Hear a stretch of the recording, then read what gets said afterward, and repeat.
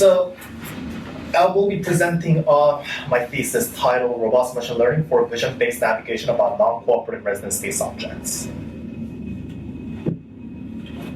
So I'll start with the introduction of the problem, why we're interested in this particular topic, some really quick background, and then I'll go out in details of 4 contributions that I'm making to the state of the art, and ending the conclusions and the way forward. So beginning with the introduction, there's a lot of interest in activities in space, and there are mainly 2 things that I would like to focus. One is regarding the sustainability of space developments. So as we put more platforms and more objects into space, there's more and more risk of collision, thus creating, the barrier that could potentially, bar off the humanity's access to outer space. So we want to mitigate that crisis happening. And the other is logistics. So it is loosely connected to sustainability, but basically a lot of activities that goes on in terms of in-space servicing of the existing satellite that may have run out of fuel, or performing assembly of structures, manufacturing. All of these are very heavily interested by not just the commercial, but also government entities throughout, the White House, the DoD, and all that. So you see some of these keywords there. And in all of these activities, performing autonomous rendezvous proximity operations and docking, or RPOD, with a non-cooperative target would be a crucial component of the entire overarching GNSS algorithm, because you want to be able to make approach with this non-cooperative target that could be debris or the target that has run out of fuel. So this is what we want to focus on in this thesis. And basically doing that with just a monocular camera on the surface of spacecraft to determine the pose, which consists of position and orientation of the target with respect to the surfacer. And using just a monocular camera has a lot of advantages. One being that it is a low SWaP-C sensor, so it can easily fit on very small miniaturized systems such as CubeSats, or you can fit multiple of them so that you have the redundancy in your sensor systems. Jeff, your slide titles are what?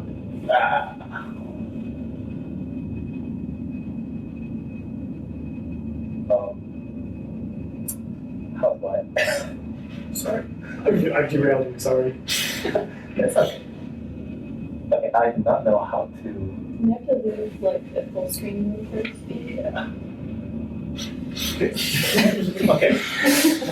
Wait, there's And one more. There's one more.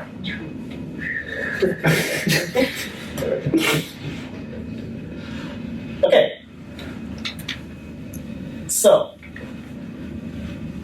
yeah, we want to do vision-based pose estimation about a non-cooperative target, but the problem is that space is a very difficult environment for developing robust algorithms using vision-based sensors.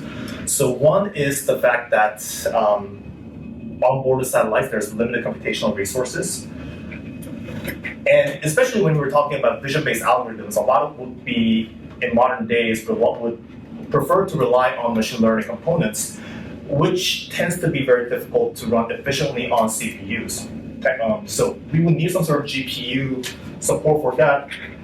But if you see from this table from the recent NASA Small Spacecraft Technology State-of-the-Art report, there are a couple GPUs that are being manufactured, but none of them are really have flight heritage.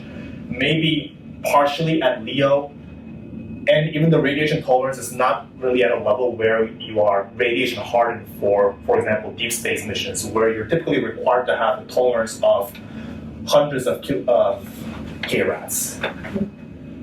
So there may be a difficulty running GPU-enabled avionics at higher altitudes. So that's one difficulty. The other is, of course, the fact that it's very difficult to access environment. So that means if you have any machine learning components, it's very difficult to acquire not only the images and the pose annotations for training, but also the validation of that system. And also the fact that these images tend to be very difficult and challenging compared to the sort of imagery that you would get from down here on Earth. So in the past, performing vision-based pose estimation relied on feature-based methods or image processing-based methods. And basically, for known target where you have a priori knowledge of the 3D shape of the target, you basically extract these features such as lines or points, and then you basically go through this feature matching process between the features that you can have from your 3D model and the features you detect onto the images. That's called a perspective and point problem. And because the space images are so challenging, there have been a lot of methods that have been developed to tackle those challenges. One being the fact that there's background in Earth, so you want to sort of isolate the foreground features from the background Earth features by eliminating weak gradients in the lines that has been detected, or fusing multiple features at the same time, grouping these features into a known geometry so that you reduce the size of the search space for the 3D and 2D feature correspondences. So after that, the machine learning-based methods sort of kicked in terrestrial applications, so for everyday ordinary objects and so forth. And basically, this is using a neural network, which is a non-linear transformation whose parameters you can tune based on the data set that you're training on. And you can either have your neural network designed so that it does end-to-end training, which means the output is the post labels or the post vectors, which you can train using the post labels, or some intermediate information such as the key points that you can sort of designate on your 3D object, and then performing some post-processing like PMP. As I've mentioned, this requires a lot of data sets to train for post-learning.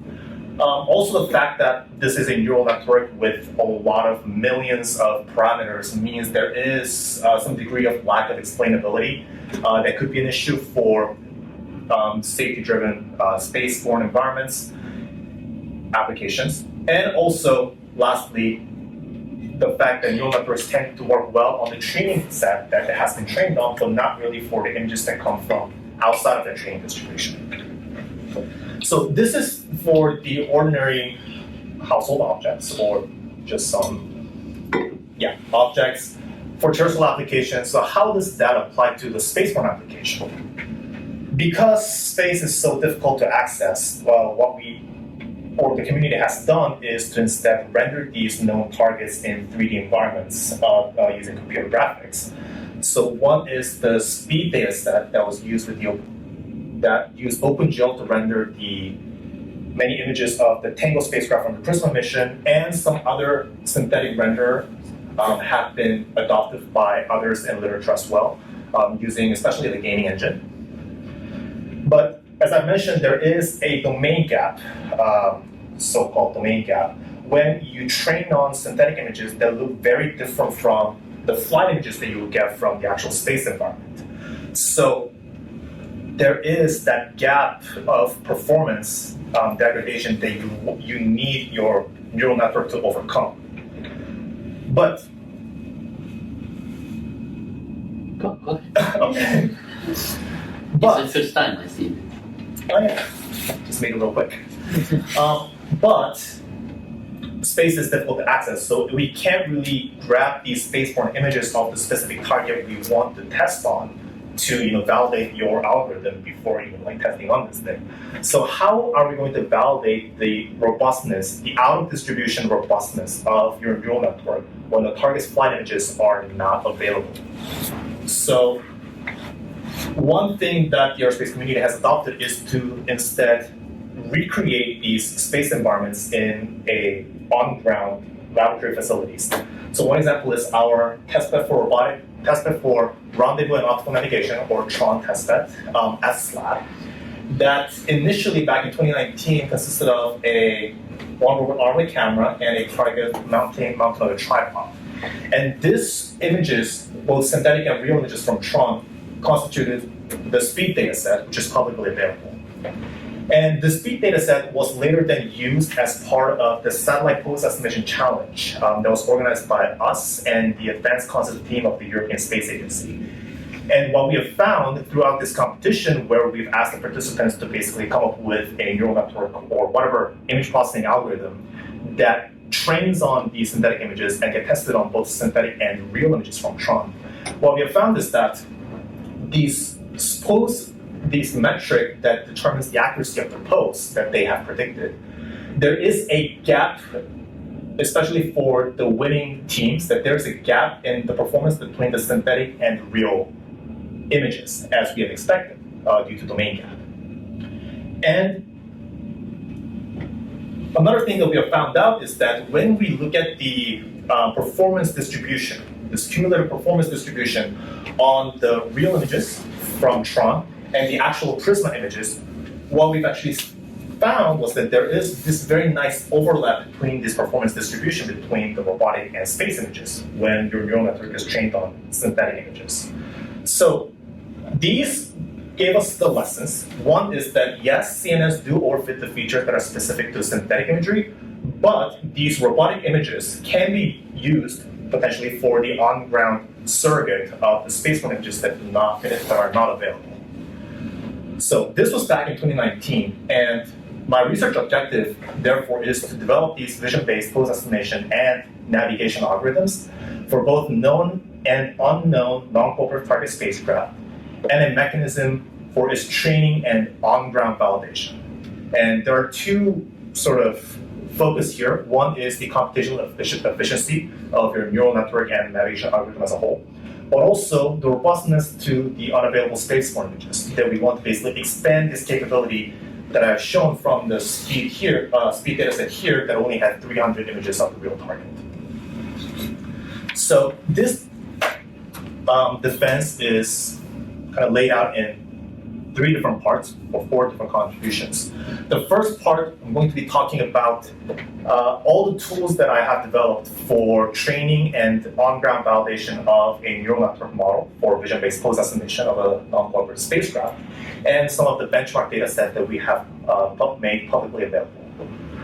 Second is the development of the neural network and navigation algorithm for known targets that will basically utilize all these different tools that we've developed in part 1 to make them as robust as possible to the spaceborne images that we do not have at the on-ground development phase.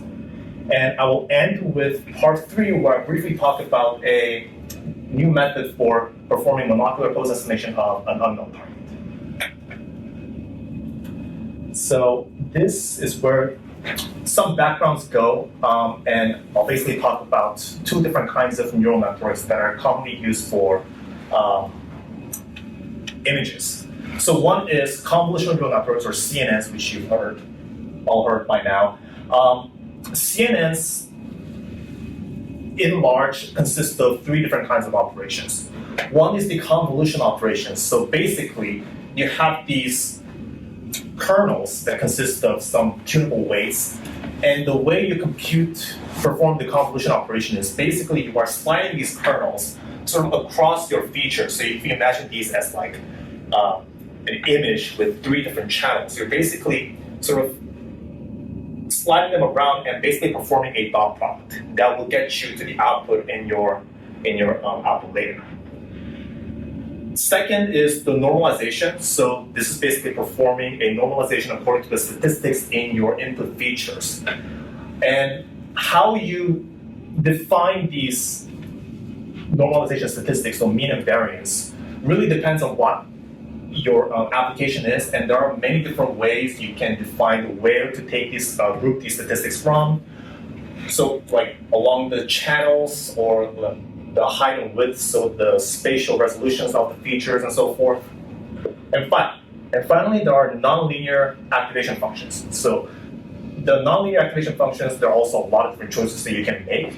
But basically, the idea is that we want there to be some nonlinear component in your convolutional neural network, because otherwise you're just going to end up with some linear model in your convolution. So this is by far the most common neural network architecture for image inputs. The other more relatively recent paradigm is called vision transformer. And vision transformer is motivated from the transformer models for language models. So basically, in language models, what happens is you have these sentences. If you think about translating from one language to another for a sentence, each word in these sentences are sort of projected into a vector space. They're embedded into these vector space.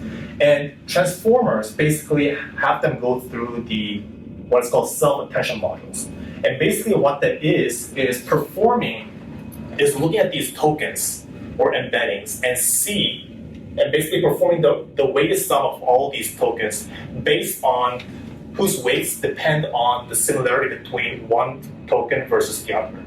So what that really does is, if you have a sentence and there are some components at the beginning and end of the sentence that are far away, these self-attention modules basically allow you to fuse that information that are far away from each other.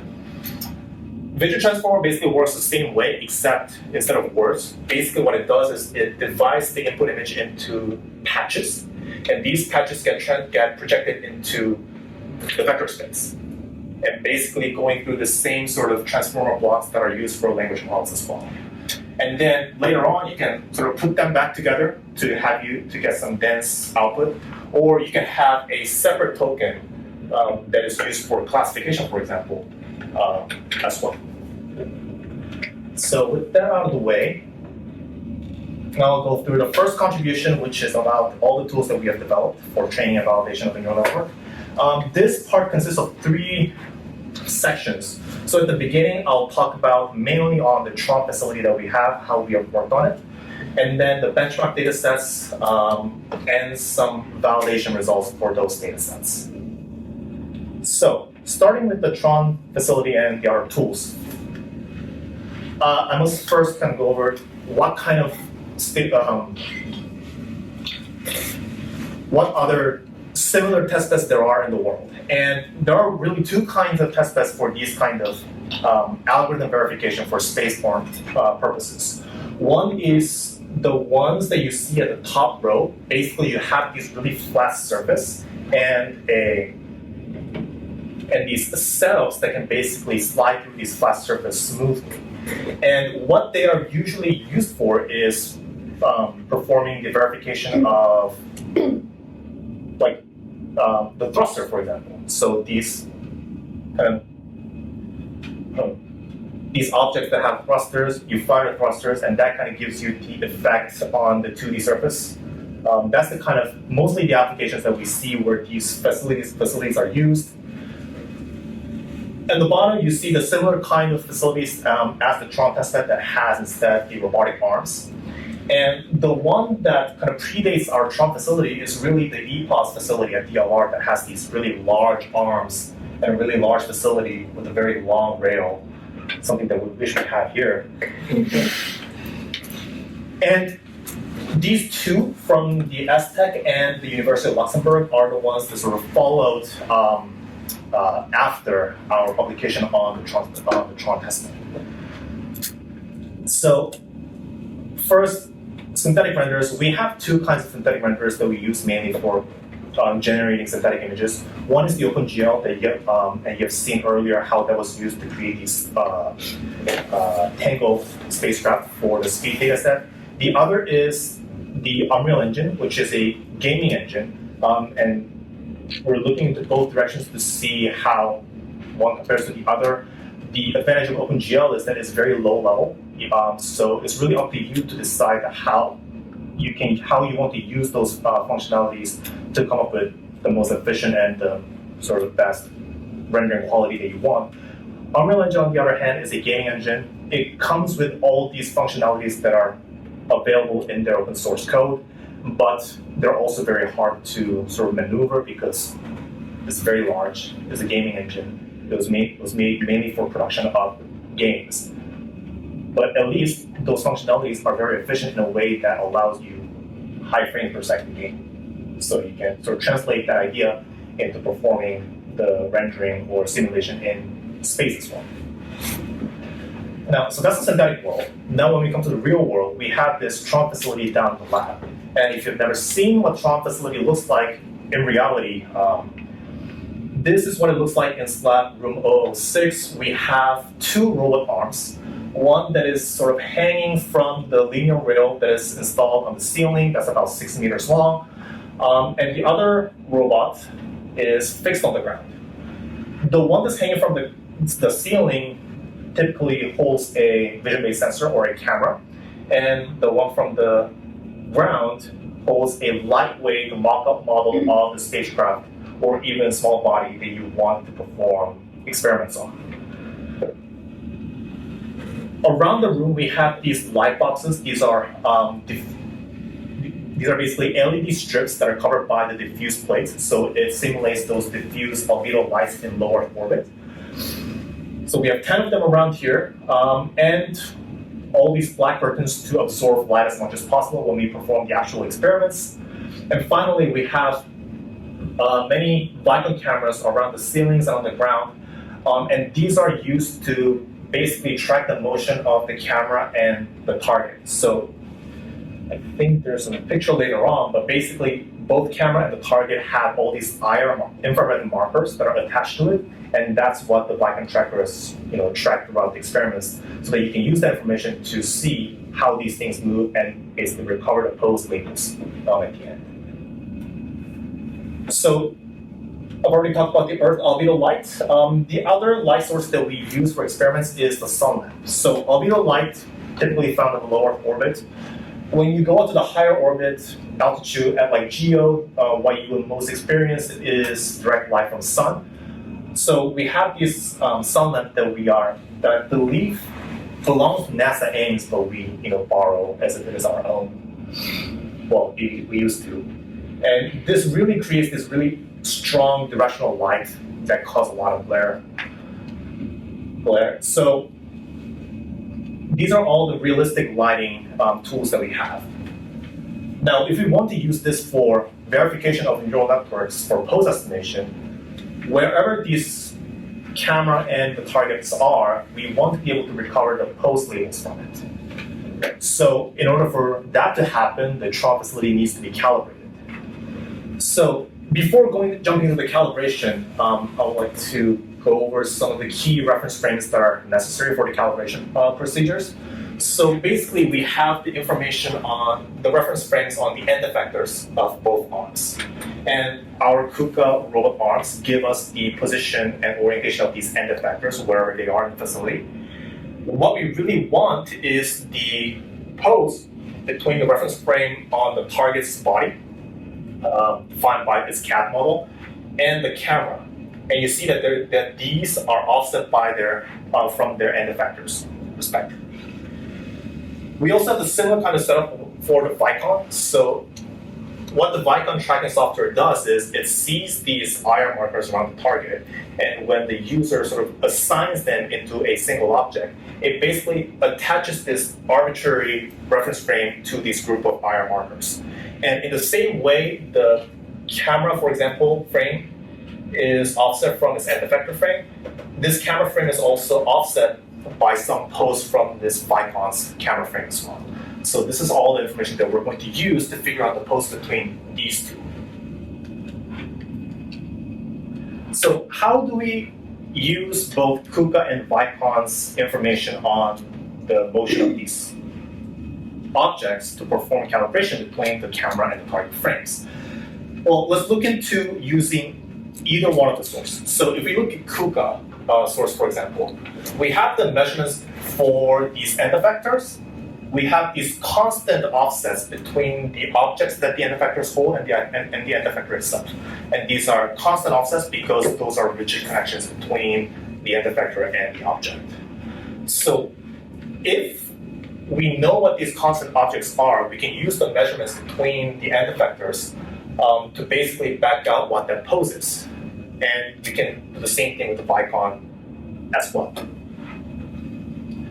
So how do we figure out that constant pose? This is actually a well-known problem in robotics. It's called Robot World Hand-Eye Calibration Problem.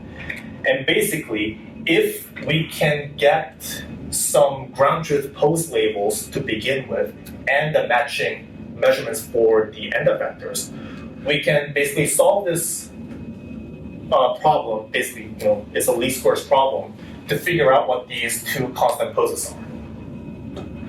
So we can grab a couple of calibration pose labels by using the calibration board.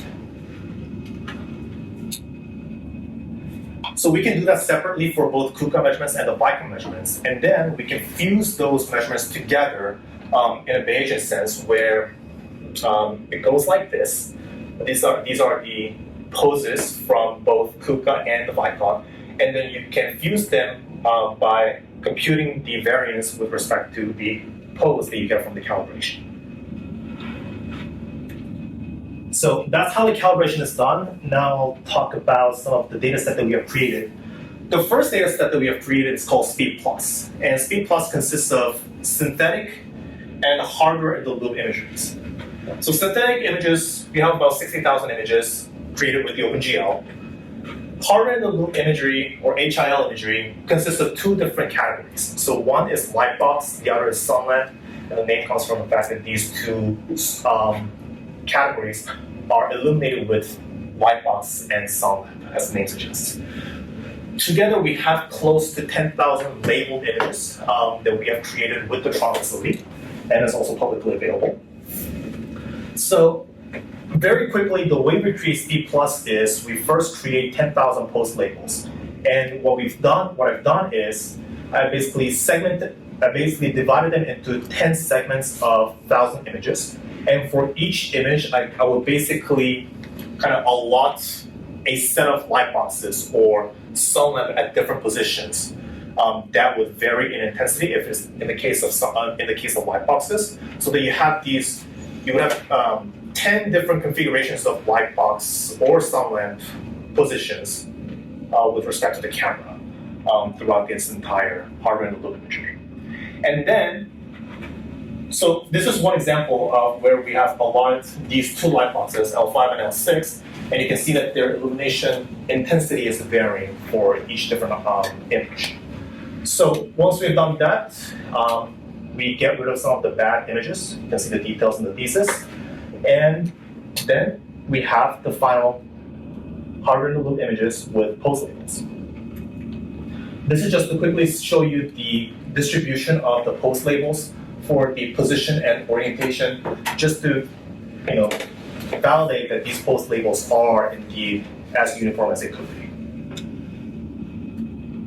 Now, the second data set that we've created is called SHIRT, which stands for Satellite Hardware-in-the-Loop Rendezvous Trajectories.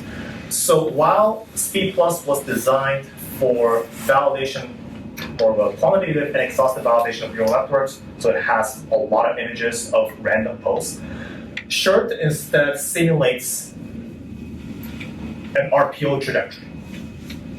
So basically, you can create these RPO trajectory that you want to sort of recreate using high-fidelity simulation environments. And then you can either send those trajectory information into OpenGL to come up with the synthetic images, or we can convert them into the robot and effector commands and basically have the same images but in Tron. So here you see the images of two different trajectories, RE1 and RE2. And these are raw images with the pose labels that are recovered from Tron, sort of overlaid onto the target. And you can see that you can see from the angles of the light box changing that this is a sun-synchronous orbit with a local time of ascending node at 1800 hours.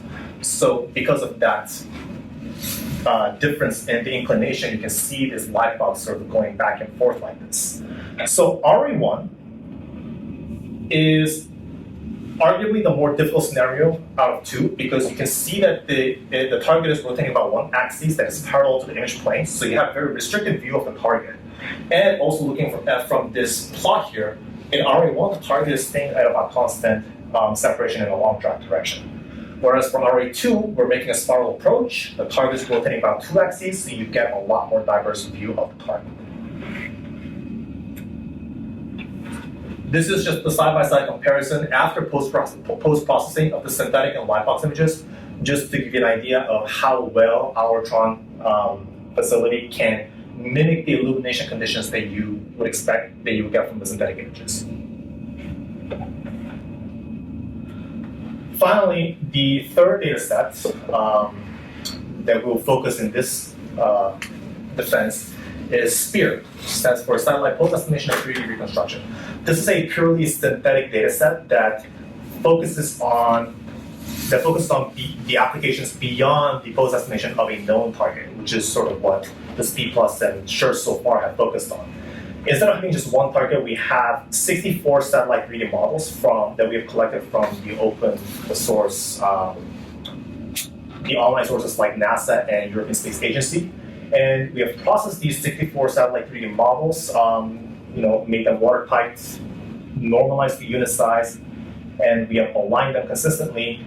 And then basically use Unreal Engine to create 1,000 images and binary masks per model. So we end up with 64,000 images as a whole. And we have split them into the training, validation, and test set.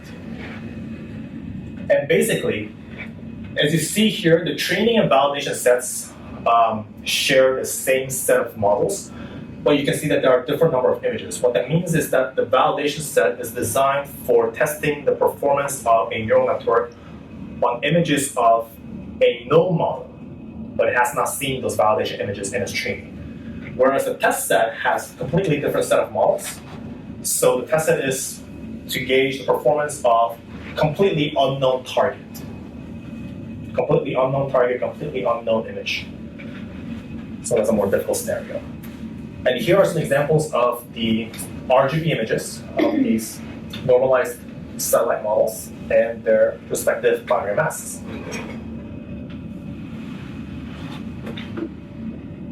Now I'll talk briefly about the validation, and here we'll focus on the validation of the Speed Plus dataset and mainly focusing on its effect of simulating domain gap from the synthetic images. The validation of the Short and Spear datasets are delayed into later slides. So the first thing to talk about is how accurate is our calibration of the Tron test bed, and which translates to the accuracy of the post labels that we attach to these hardware-in-the-loop images. So here we are showing the accuracy of the post label with respect to those post labels that we have sort of backed out from the calibration board. And you see for the translation and rotation errors, we have the accuracy when we only use KUKA, when we only use Vicon, and then when we fuse them both. And you can see that when we fuse the measurements from both KUKA and Vicon, we get the best results, especially with the calibration accuracy of sub-centimeter level and the orientation accuracy at millidegree level. So what this allows us to do is basically drive in new kinds of metrics when we work with these hardware-in-the-loop images, because the post labels are not perfect. There is some error associated with how accurate our calibration was. So basically what we do when we want to evaluate our post predictions on these hardware-in-the-loop images is to basically say if our predicted post has, and its error is less than some threshold that is determined by the accuracy of our calibration, then we're just going to say this is good enough, and then we'll give you perfect score for that particular post prediction. And so you can see that the orientation is 0.169 degrees, same as that. For normalized translation, we had to take into account where these images were taken during the calibration and basically use that information, and assuming that that translation error grows linearly as you get farther away from the target. So that's where this number comes from. And this hardware-in-the-loop, or HIL, pose metric was the one that was used as a singular metric for the second satellite pose estimation competition that we have organized with the European Space Agency as well. Now, I'll wrap up this part with the performance of a neural network that was trained only on the Speed Plus synthetic images and then evaluated on the Tron Lightbox, Tron Sunlamp, and 25 flight images from the Prisma mission of the same target. And these represent the cumulative performance distribution of that pose error for 5 different training sessions with different random seeds. And what we see here is the confirmation that the hardware-in-the-loop images, especially the ones that we created for Speed Plus, these performance distributions on Lightbox and Sunlamp sort of encompass the performance trend on the actual spaceborne flight images. So confirming that, yes, these images could give us an idea of how well what degree of performance we can expect when we actually go into space. these images can be used as the on-ground surrogates of the otherwise unavailable spaceborne images. So now with all these tools and data sets, we're now going to talk about how we develop a robust and efficient neural network models for spaceborne vision and the algorithm for the navigation. All right, so this is where I would like to talk briefly about some of the requirements that are needed for spaceborne machine vision algorithms. One is the computational efficiency. That's a no-brainer. We have very limited onboard computation capability. Have small number of parameters. That kind of goes along with the first point, but the number of parameters also has the implication regarding the power consumption when you use a neural network, because your computer needs to access these individual weights when you want to perform operation. And if there are more weights that you need to, or floating point weights, for example, 4 bytes, that you need to access, that requires more power. So if you have a smaller number, then there will be less power consumption when you perform these neural network operations. The third is batch agnostic. This I'll come back later in terms of what that actually means. So how do we perform spacecraft pose estimation using neural network for known targets? So we want to cover as wide of different scenarios as possible, meaning as close as docking range to as far as the target looks like almost just like a pixel, like just a bunch of pixels. So that's a lot of different sizes of target that you expect from these images. So what we do is we're going to first use either a state estimates of the target from the previous phase of the mission, such as angles-only navigation at far range, or we might use a separate neural network for object detection, which is really easier to do in space because most of the time, if there's no Earth background, just black, dark background and the target at the front. So you can just use that neural network to see where the object is. We're going to detect where the object is, basically crop that image out, and you're going to zoom into it so that regardless of where the target is, the input to the neural network is always going to have the target filling up the entire input. And then we're going to have that go through the neural network, and the neural network is going to output the heat maps whose peaks associated with the location of these predefined key points on the surface of the neural network. Now, we're going to look at different kinds of pose estimation architectures that we have seen in literature, and all of these different training, the aspects of training algorithms, and we're going to see what works the best for our purposes. Here are 3 different neural networks or pose estimation architectures that we're going to look into. One is called the efficient method. So basically, we're going to take a regular neural network that is designed for classification. That's the most quintessential task for the image-based neural networks. And then we're going to take the features from different levels that have different resolutions, and we're going to fuse them a number of times. And then we're going to take the highest resolution inputs or outputs, that is about the fourth of the size of the input, and we're going to have them go through a couple more layers and then give us that heat maps. HRNet, similar idea, but instead of using the neural networks that was designed for classification, we're going to have them basically maintain these high resolution features as we go on. Third is fit pose. So this is based on the vision transformer. We're going to have these embeddings for the outputs. We're going to kind of put them together in the way the original patches were taken in the original image. Have them go through some decoders and then basically give us the heat maps as well. Now, for robust training of a neural network without relying on the target domain images, we're doing a lot of data augmentation. So a lot of random components that are added into your input image so that our neural network does not focus on certain things that are only there for synthetic images. So on top of the synthetic images and all the sort of predefined augmentations like adding Gaussian noise, blurring the input image, changing the brightness and contrast, we're going to add 3 more kinds of data augmentation. One is called style augmentation. Basically, this is a neural network-based augmentation where you take a neural network that was designed for style transfer.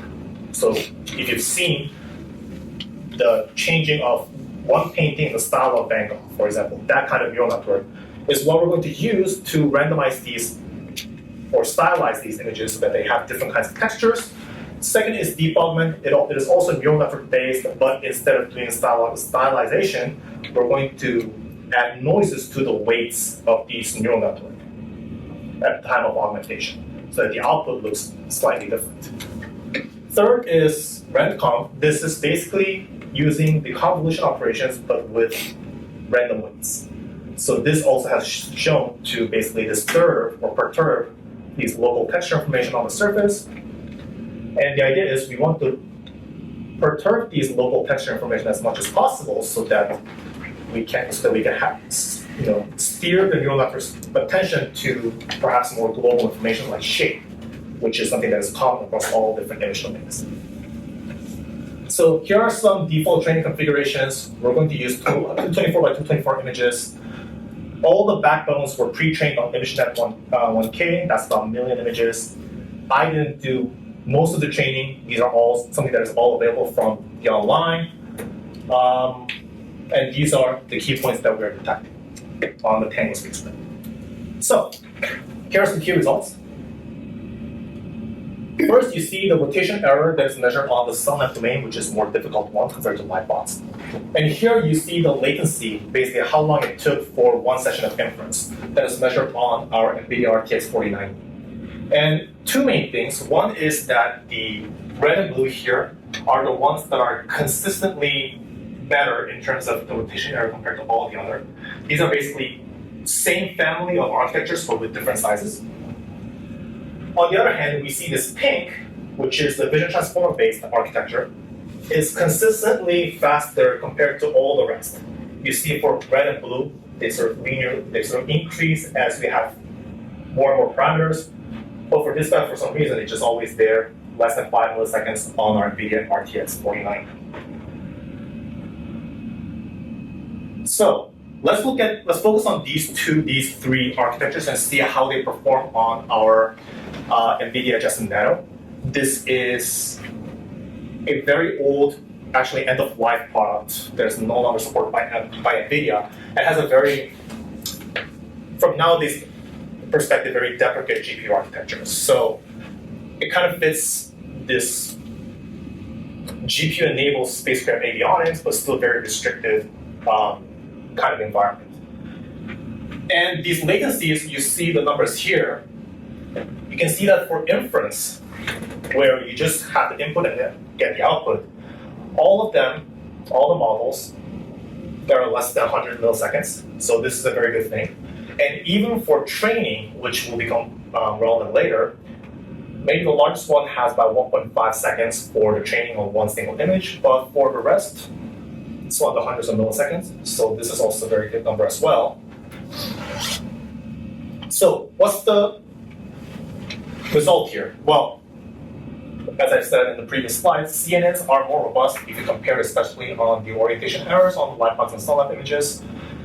But VITs are more computationally efficient. So we might be able to somehow close these gaps. Another nice thing about VIT is that they are naturally batch agnostic. And what I mean by that is there are normalization layers that does not take information across the batch of different images. And the reason that this is important is because when we want to perhaps fine-tune these neural networks on spacecraft by performing training using incoming images, you really don't want to have to wait until you have a batch of images and perform training, which is going to take a lot more time, a lot more computational power, and you have the waiting period, which is not really favorable, but also the fact that the batch normalization layers that is used in those architectures are not really compatible with different image domains.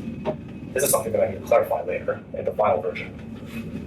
But VITs are naturally don't have those layers, so they can train on single images, and that's a good thing.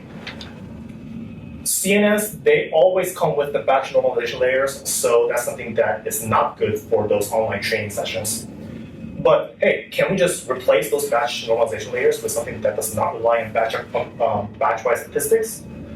Well, so that's the result here, where we have the normalization layers that was used for pre-training and the normalization layer that we use for the actual training on the speed plus data. Originally, for both batch normalization layers, numbers, but when you replace that with something that is batch agnostic, such as the group normalization, you see the results are a lot worse, even after longer training. They only get comparable to the original performance only if you start the pre-training on ImageNet with the group normalization. So what does this mean? What this means is, if you want something that is batch agnostic, you need to perform pre-training on ImageNet with that to begin with. But that's not something that you can find online because most people don't really use these normalization layers for pre-training. So it's either something that you have to cross your fingers or you do it yourself. But ImageNet pre-training, especially on this guy, with the this is the smallest variant. This took like 100 plus hours on our two 4090 GPUs. So if you don't have that kind of computational power, well, then you're out of luck. So in that case, what we can do is just use this vid-based model and make it more robust so that they get comparable with the CNNs. And, well, I'm skipping a little here, but basically we can make them more robust by perhaps finding the ones that are pre-trained on much larger data set, or find better pre-training algorithm, or increase the input resolution. So instead of 224 by 224, we can use 448 by 448. And what you see here is the comparison with the top winners of the second post-estimation competition. When we perform with the higher resolution, we're actually beating the winners on the live box category. And the reason that this is important is because in ours, with the higher input resolution, we have never used any information from the white box or SOMAP domain, whereas all the winners here have used those unlabeled images of the target domain in their training algorithm. So some sort of adversarial learning or something else. So we can beat them or beat the state of the art without leveraging any information on the target domain, which is a very good thing because we're not going to have access to those spaceborne images anyway when you train this. So, yeah, I'm learning here things that I need to flush out. All right, this is getting very long. So I'll briefly talk about the far range applications. Speed Plus is limited to less than 10 meters, and that's because of the limits of the calibration accuracy and the size of our facility. But we need to be able to simulate a lot farther distance for the entire RPOD mission. So here I've created basically two custom data sets for close and far range using Unreal Engine. And you can see that the close range goes to about 52 meters for this particular camera with 35 degrees field of view. That would account for about 50 by 50 pixels of the region of interest. Whereas for far range, it goes all the way to 200 meters. That goes down to like 12 by 12 pixels. And this is just to show you that for that vid-based model that we talked about earlier, if you train on both just the close range data set and then test it on both close and far range, yeah, you're going to get a very bad performance. But for regardless of which the input resolution is, but if you train on both close and far range and then test it, you can see that the median performance on the rotation is like under 2 degrees here. Actually, they're both about under 2 degrees for median performance for both input resolution. But mean is a lot higher, so there's a lot of outliers there. But at least more than half of your predictions are going to be less than 2 degrees, which is a very good performance, especially considering how far out the target is. So the conclusion is there are many outliers, but if there's a way you can kind of take out those outliers using a navigation filter, for example, then this might be able to work even at farther distance. Okay, so how is this neural network? Now that we have trained a very robust neural network, we want to include that neural network into our navigation filter. And here we're going to use an adaptive unstatic Hamilton filter. Basically, our state vector is going to consist of the relative state of the target with respect to the surface. So the relative orbital state represented by the relative orbital elements, and then we have the Rodriguez parameters that will account for the local error of the relative attitude of the target. And then the relative angular velocity as well. Measurement vector, those are the key point locations vectorized. And I won't go into detail here, but we're going to be updating the relative attitude using the framework that was developed by the unstatic quaternion estimator, or more commonly known as the multiplicative approach. Now, in order to make our navigation filter very robust, there are two things that we do. One is that we tune the measurement noise covariance matrix, and we do that by interpreting the heat maps, the spread of these heat maps as 2x2 covariance matrices. So we do that for each heat map, and basically these 2x2 covariances are going to populate along the main diagonal of the measurement covariance matrix every time we have new measurements. We also perform outlier rejection based on the Mahana-Lopez distance. So on top of adaptively tuning the measurement noise covariance, we're also tuning the process noise covariance as well. And we do that using something called the adaptive state noise compensation that was developed by Dr. Nathan Stacey from our lab as well. And basically the idea of ASNC is that that we have this model for the process noise covariance that depends on the state transition matrix, the process noise mapping matrix, and this power spectral density matrix here. If we have closed form solution expression for these two matrices, for whatever choice of state representation that you have, and if we can assume that this power spectral density matrix is diagonal and constant between throughout the measurement interval, then this basically gets converted into this linear relationship between the diagonal elements of the power spectral density matrix and the half vectorized elements of the process noise covariance matrix. So basically the unique parts of this symmetric matrix, basically. So the key here is whatever state representation you have, find the closed loop, find the closed form expressions for these two, and then basically solve for this optimal power spectral density matrix by solving the weighted least squares. Here we're going to use the empirical covariance matching to figure out what that optimal covariance matrix would be. So Dr. Stacey has developed these closed form expressions for relative orbital states and also absolute orbital states for different orbital elements representations, but not for the attitude. And this is where we have basically derived the new process noise model for the relative attitude state based on this relative attitude dynamics of the MRP and the relative angular velocity that can basically get converted to this expression here if we assume a small measurement model interval and also small relative angular velocity. And these intervals can basically be done analytically by converting this matrix exponentiation into these forms using the Rodriguez formula, which holds for skew symmetric cross product matrix.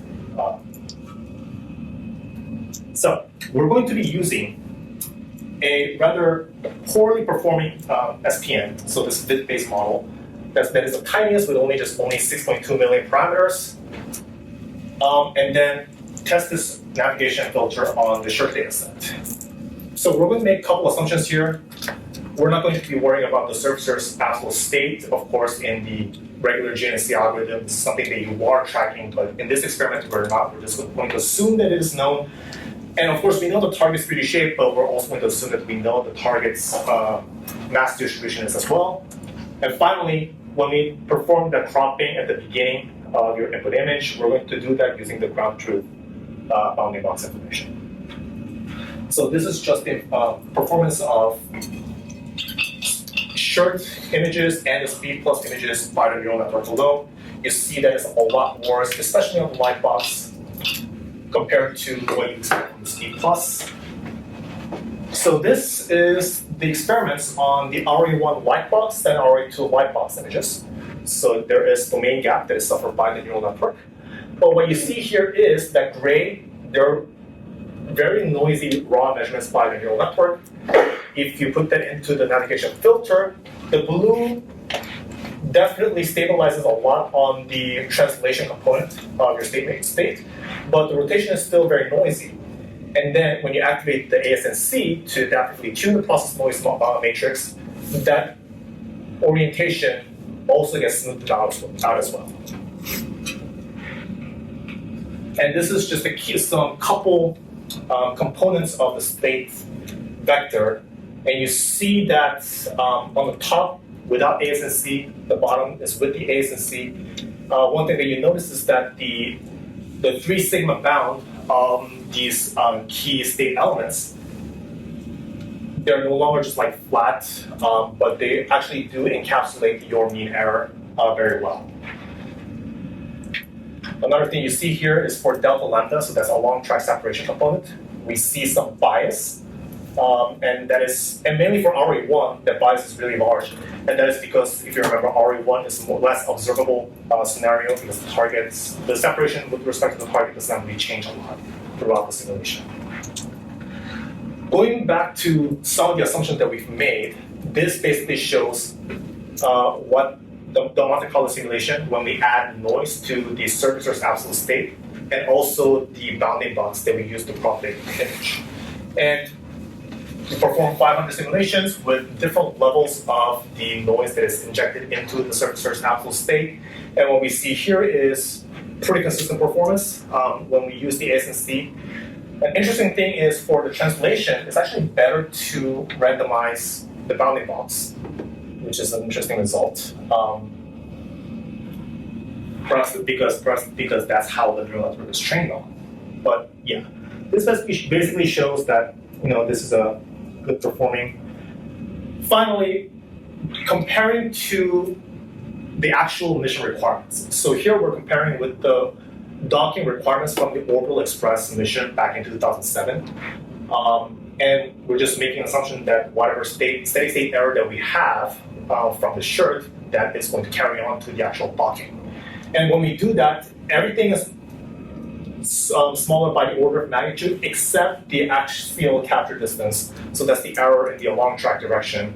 And that is expected for RA1 and smaller, but not order of magnitude smaller for RA2. But this is going to be resolved when we actually make an approach to the target and the distance actually that changes.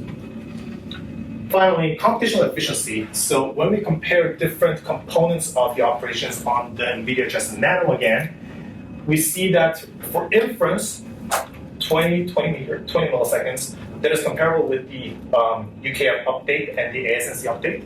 What's interesting is pre-processing, which involves reading image file, which is not something that is done in the actual mission, but still, image file, cropping and resizing, also similar amount of time. And then post-processing, which involves converting those heat maps into the peaks and the 2x2 covariance matrices, which basically involves, you have to basically perform operations for all the pixels on the heat maps. Very small when we have smaller size. For this guy, we are actually using twice the larger input image resolution, so heat map is also twice larger in the resolution, so you see like more than quadruple actually jump in the processing time, but still very comparable to the rest. And if you add them all up, still less than 100 milliseconds. So comparing with the actual GNC update frequency in missions, even that are still flying nowadays, which are on the order of like 1 or 2 hertz. This is a very comparable to those actual numbers. So this shows us that the neural network that we have chosen and the navigation filter, they all fit in that time requirement. All right, I'm gonna breeze through the rest.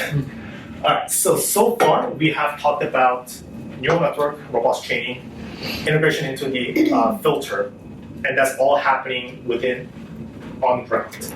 that we have used these Tron images to perform validation. But there is also a possibility, there should be another slide. There is a possibility that those performance gaps that we are measuring with the Tron images are not perfectly what you would expect from the spaceborne images. And there are like many reasons to why that's not the case. One is the fact that we're using mock-up models that have very different surface material properties. They're not really metallic like the actual spacecraft. So there is still that difference, there's still that gap.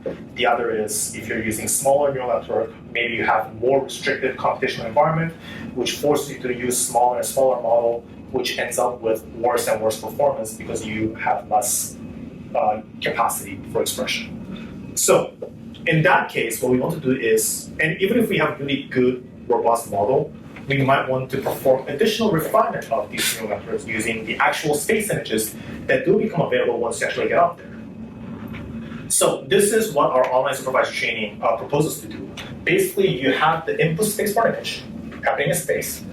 Then you get through the neural network, gets you the measurement, and then do all the UKF or navigation filter updates. And when you have the most up-to-date a posteriori state estimates, use that information to basically come up with the pseudo labels of those heat maps, and then perform loss, and then do the backpropagation. And we're going to do it on one image at a time to minimize the competition that is incurred during the training every now and then. So we're going to do very quick, simple experiments where we use the same neural network from the previous section. We're going to perform one backpropagation every 10 images. And here's the result. So raw with blue is without the online supervised training or OST. Red is with that online training.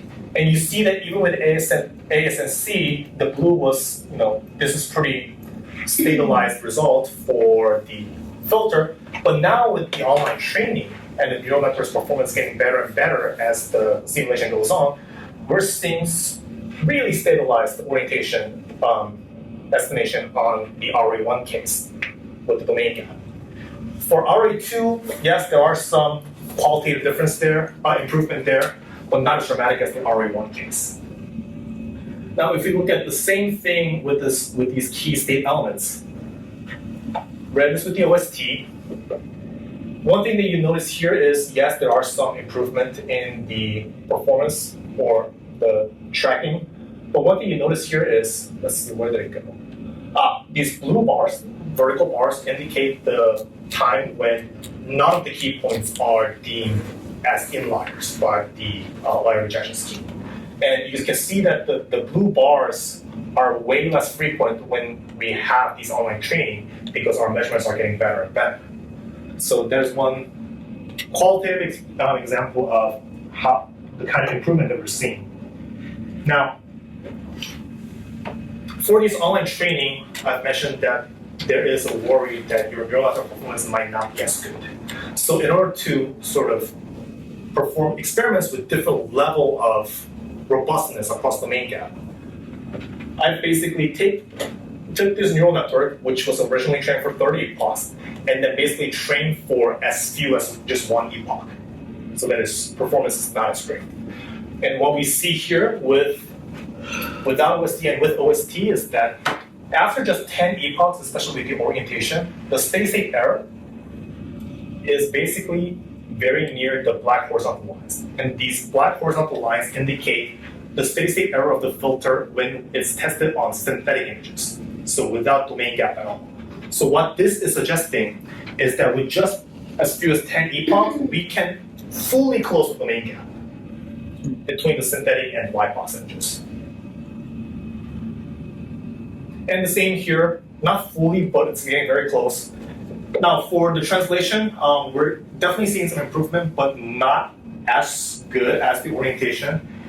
And that's because, if you remember, there is that bias component in the along track direction. That's not giving us that really accurate pseudo labels for translation parts. Now, this is the analysis of overfitting. So the way we are evaluating the overfitting of the neural network is that we perform the OST throughout the simulation on short images. And then every now and then we're going to take the neural network after like half an orbit, for example, and then use that neural network to evaluate on the speed plus light box images and all the short images as well. So speed plus light box images have 6,700 images, much more diverse background and pose, so it approximates as the performance on the entire test domain compared to the images of the short trajectory. And what we see here is if we focus on the orientation side of it, the red on the short decreases, makes sense because that's the images that we are performing online training on. But what's interesting is that for RE2, we're seeing a decrease in the performance on speed plus as well, which means the general performance on the entire test domain approximately. So what we're seeing here is that RE2, you get a much more diverse view of the target, different size, different distance. And what this is saying is if we have that kind of diversity in our training images, this would not only improve the neural network's performance on those images that you encounter during the trajectory, but also in overall test domain images as a whole.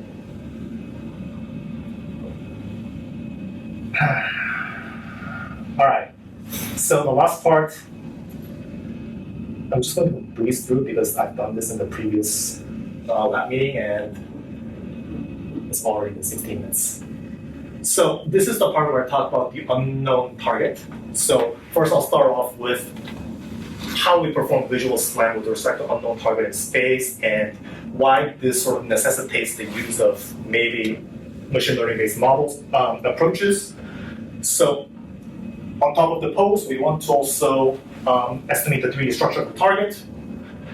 In machine learning, there are different ways you can represent what the 3D shape looks like.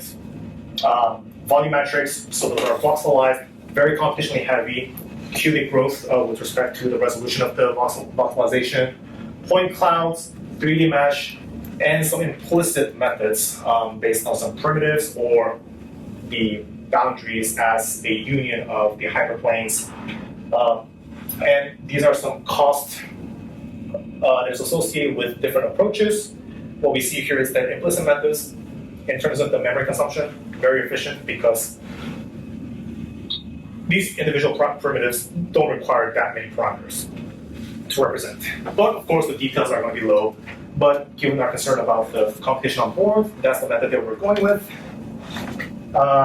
This is the one with the superquadric. Let me just skip. So talking about the numerical stability of evaluating these superquadrics, so I have derived some way of using dual superquadrics to perform numerically stable evaluation of the points on the surface, which is necessary if you want to convert the superquadrics into point clouds, or evaluating the points that are inside or outside the superquadric, which is important for one of the loss functions. Architecture, loss functions. All right, some general results. So this is the result of, on the validation side on the top and the test set on the bottom. Validation set, very convincing qualitatively in terms of the superquadric assembly that has been estimated versus the ground truth. Test set is not that great, but then remember the Spear data set, we're only training on 57 different satellite models. Some of these models are not really, have very unique structures that is not observed in the training. So that's why it is sort of expectedly bad. Some results on varying the loss functions.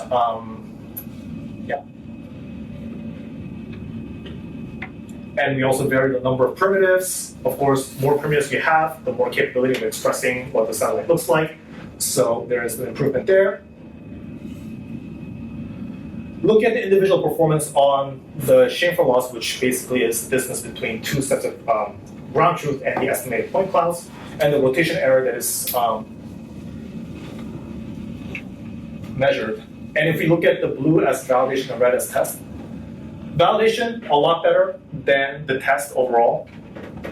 Seeing some test models that are performing as well as the validation models in terms of the model accuracy. Those turns out to be the ones that have very common shapes like the main body, two extended solar panels. but the ones that have the worst performance are the ones that have very unique structure like this, that have very angled, just one solar panel, hexagonal main body, never seen in the validation set. And one last thing is looking at how large the standard deviation is for all the rotation errors. So, something's weird. So looking into some individual models that have high error and low error. The ones that have high errors tend to be the ones that have very symmetric shape, like two solar panels. And if you look at the orientation distributions, you see sort of bimodal distribution of the rotation from the 0 near 180 degrees, which is complete flip. And the ones that have low rotation errors are the ones that are asymmetric, with errors sort of centered near like 10, 20 degrees there. So far I have talked a lot about developing tools and algorithms for vision-based pose estimation, about both known and not unknown targets. To review some of the contributions that I've made, on the tools and the dataset size, we were actually the first to calibrate these, the kind of setup that we have with the Tron testbed, and actually show that we can use these testbeds to create these data sets that have tens of thousands of images with accurate pose labels that can get you really good estimates of the kind of domain gap that you would experience if you train your neural network with synthetic images and test them on spatial images. So that's what we've done. For known targets, we have developed, through extensive studies, the new SBMV3 that is based on the vision transformer that actually can achieve state-of-the-art in terms of the robustness across domain gap compared to the winning teams of the competition that have used those unlabeled test domain images. And we've shown that incorporating that into a filter significantly improves, especially with the novel process noise model for relative address space that have really stabilized the tracking accuracy of the orientation state. And then we have additionally proposed to perform online training using the space-borne images that only become available in space during RPO. And we've seen that that can help you fully close domain gap, especially with the orientation error. And finally, I proposed a new method for performing shape reconstruction and pose estimation of an unknown target using a single image. So there are a lot of future works that can be done. On the dataset size, of course, we want to go beyond the limits of 10 meters that we have with the facility size and the model, the half-scale model that we have. If we want to increase an effective distance, we need to decrease the model scale, which requires improved accuracy of the calibration. So that is something that needs to be done. And once we have that, we can actually simulate domain gap at much larger distances, but also make it work for a lot bigger objects like small bodies. And then there's also the whole, right now, the entire experiments with SHIRT has been on an open loop. So one day, we might be able to close that loop with the full GNSS simulation, with the actual avionics in the loop, with the GNSS signal simulator and all that. And with the SPEAR data set, we need to go beyond 64 models, whether that is actually through mining some of these 3D models from online or artificially generating them using like generative models or so forth. For SBMV3, we've actually identified some key problems while working on this. One is that the robustness across domain gap really depends on how well your network is pre-trained, especially on a large data set like ImageNet. This is basically saying a 10-year-old kid with better brain is better at doing this simple task than a 3-year-old. If you have much better capacity to begin with in this neural network, that leads to better performance in a downstream task like pose estimation across domain gap. So how can we do this without actually running hundreds of hours of ImageNet pre-training? Is one big question. And of course, we've sort of neglected the power efficiency size, the number of data sets, the number of tunable parameters, but ways of decreasing that using pruning, so removing some of the unnecessary weights, or quantization, which means instead of using 32-bit floating point, there is a way you can perform training and inference using much reduced precision numbers. Actually, and there's even a paper on just using binary numbers like +1 and -1 as the weights. So maybe that's also another interesting way of looking at it. Stress testing UKF for different tumbling rates. So SHIRT, we have assumed very slow tumbling rates, about 1 degree per second. So what happens if we do that? If we do the same experiments but using a lot faster tumbling rate? Interesting question. And then integrating that with perhaps, for example, angles-only navigation at far range, all the way down to the close range, that seamless handover between two regimes of operations for relative navigation, and the integration into complete chain and state architecture. These are something that we're actually performing right now as part of our partnership with the Stanford Aerospace. For online supervised training, instead of just doing it every 10th image, there's obviously, we need to come up with a better way, a better and smarter way of performing an online training, but also looking at how this works in a long term, just beyond two orbits and low altitudes as SHIRT. If there's a way we can simulate this on a better trajectory for a longer period of time or at a higher altitude, and seeing, especially with the bias in the long track direction, how that gets mitigated and maybe that either makes it work or maybe it not work is something that we need to look into. And adapting to uncertainty in 3D shape knowledge. So if we have moving parts like solar panel that is rotating, or if you have some like knowledge of parts, how we're going to handle that. This online training on board is something that can be used to adapt to those moving parts. That's another question. Finally, for unknown targets, incorporating into sequential filter, or maybe using some different shape representation that does not rely heavily on the offline training with limited data set is definitely some next steps that we're working on inside. So I believe that is it. First author publications, acknowledgement. Thank you all for the questions.